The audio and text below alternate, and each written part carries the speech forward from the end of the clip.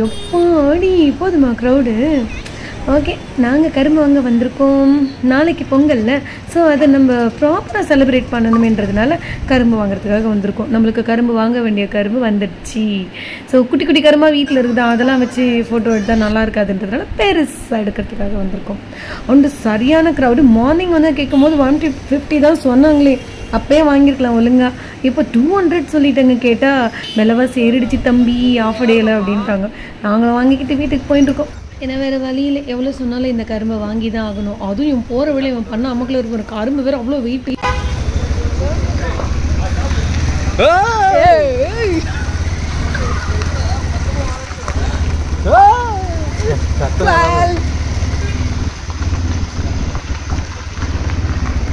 மொத்த கருமையை நான் தான் தூக்கின்னு வரேன். கை எடுத்து காட்டுமா? எப்பயாவது டைம் மார்க்கெட் வர்றதுனால மார்க்கெட் வர அந்த சின்னது செம்ம ஜாலியாக இருக்குது.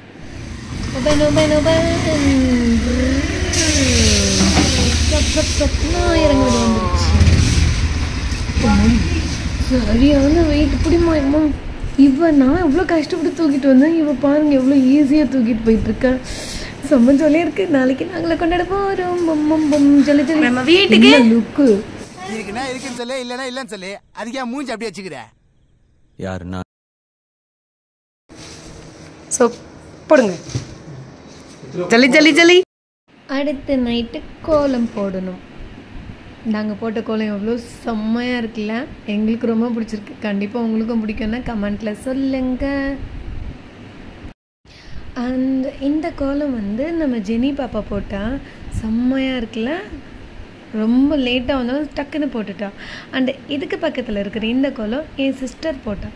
அண்டு இந்த கரும்புக்கு உண்டான கலரிங் வந்து ஜெனிமாவும் ஹெல்ப் பண்ணியிருந்தா. அண்டு க்யூட்டாக ப்ரிட்டியாக பக்கத்தில் இருக்கிற இந்த கோலம் நான் தான் போட்டேன். செம்மையாக இருக்குல்ல.